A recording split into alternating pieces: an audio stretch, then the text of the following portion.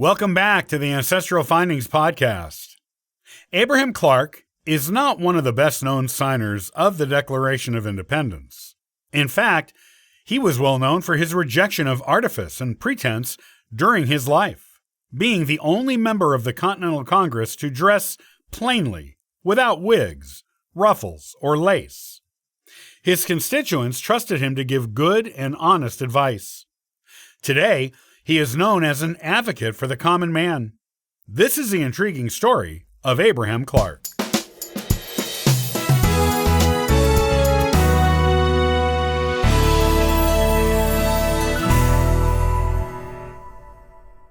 Abraham Clark is one of those signers of the Declaration of Independence who is not nearly as well known as some of the others. In fact, he has largely been forgotten by history, except for his signature on that famous document. This seeming low level of notoriety in history does not mean that Abraham lived an uneventful or unimportant life. In fact, it was quite the opposite. His life was an interesting one, and one of importance to American history. It is time his story was rediscovered. Abraham Clark was born in 1726 in Elizabethtown, New Jersey. Little is known about his early childhood or family. One of the few details left to us by history is that his family was a farming one, and that he was too weak and frail as a child to do farm work.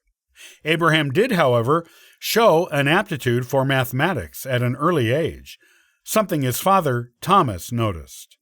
Wanting his son to have a profitable future, Thomas hired a tutor for Abraham to teach him land surveying. Abraham took it one step further and taught himself law while working as a surveyor. Once he felt he had learned enough to be a lawyer, he took the bar exam, passed it, and set up a law practice for himself in New Jersey. His practice became a popular one among the less prosperous folks of New Jersey, as he often offered to defend people for free when they needed a lawyer and could not afford one. This affinity for the common man earned him the nickname the poor man's counselor. In 1749, Abraham got married. His bride was Sarah Hatfield. Together, Abraham and Sarah had 10 children. Sarah did most of the child-rearing herself on their farm, while Abraham used his position as a lawyer to enter into politics at the local level. He became a clerk of the Provincial Assembly of New Jersey. After serving in this position for a while, Abraham also became the High Sheriff of Essex County in New Jersey. A few years after that, he was elected to the Provincial Congress and was chosen as a member of that group's Committee for Public Safety. While Abraham was serving the Provincial Assembly, the colony of New Jersey had delegates serving at the Continental Congress in Philadelphia. The New Jersey delegation was opposed to independence from Great Britain, with their members feeling the colonies were not mature enough for this, and that their army would be no match for the larger and better-powered army of Great Britain. Because the public attitude to independence in New Jersey was positive, the Provincial Congress wanted people at the Continental Congress whose views would reflect the public sentiment. They recalled their delegates and replaced them with new, pro-independence ones. Abraham was asked to be one of these new delegates. Abraham was a natural choice to go to the Continental Congress. He had been a vocal and adamant advocate of independence from the beginning, when it was first brought up as an issue in the colonies. Others who joined Abraham in the new New Jersey delegation to the Continental Congress were John Witherspoon, Francis Hopkinson, and Richard Stockton. The group arrived in Philadelphia only a few days before the crucial vote on whether or not to ratify the Declaration of Independence. According to the new rules of the Congress for just this vote, the vote had to be unanimous for the declaration to be ratified. Naturally, the New Jersey delegation, including Abraham, voted in favor of it.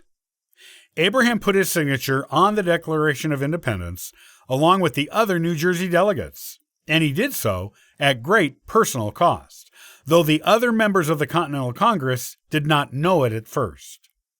At the time of his signature, there were 2 of his sons who were serving as officers in the Continental Army, fighting for independence against Great Britain. Those 2 sons were both captured by British ships and were tortured and beaten by their British captors. Abraham knew of this and never brought it up at the Continental Congress. When the British offered the release of Abraham's sons to him if he would recant his signing of the Declaration and withdraw his support of it, he refused. He believed that those in power should be offered no special treatment above the common man. It was only when his two sons were transferred to a British prison ship that was notorious for the brutal way it treated its prisoners that Abraham finally said something about it to the Continental Congress. At this point, one of his sons was being kept in a dungeon on the ship without being fed. He only ate what little food his fellow prisoners were able to shove through the keyhole to his room. The other members of the Continental Congress were horrified at this news and appealed to the British on Abraham's son's behalf. After this intervention by the Congress, the conditions of Abraham's sons were improved, although they remained as British prisoners until the war was settled. Abraham stayed on at the Continental Congress for 2 years, which was longer than most. When he left it, he was elected to the New Jersey Legislative Council as the member from Essex County. Abraham went back to the Continental Congress twice more at New Jersey's request, once from 1780 to 1783, and once from 1786 to 1788. Clark remained in the Continental Congress through 1778, when he was elected as Essex County's member of the New Jersey Legislative Council. New Jersey returned him twice more, from 1780 to 1783, and from 1786 to 1788.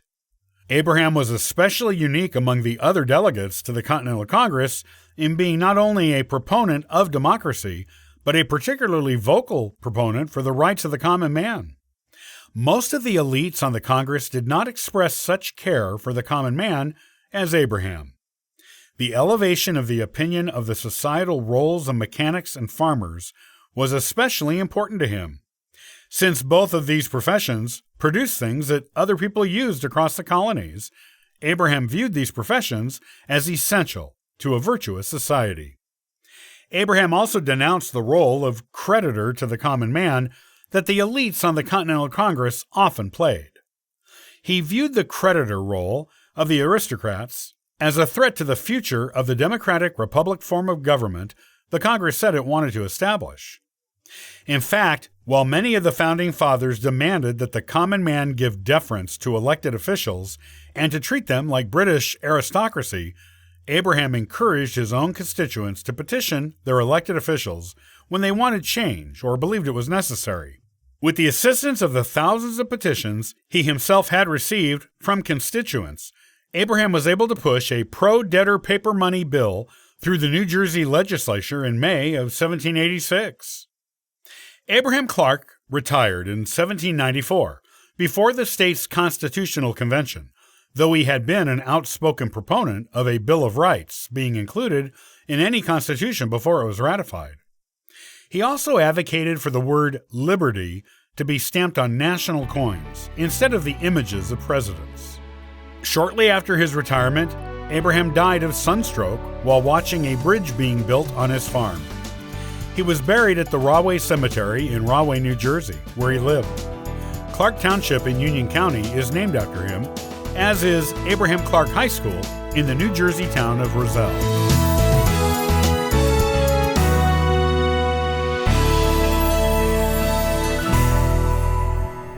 Many thanks for listening and following the Ancestral Findings podcast. Did you know that AncestralFindings.com has offered free genealogy lookups for 27 years on the internet? Come on over and request a free genealogy lookup, download a genealogy ebook for free, and register for the weekly historical postcard giveaway. I hope you have a wonderful day and happy searching!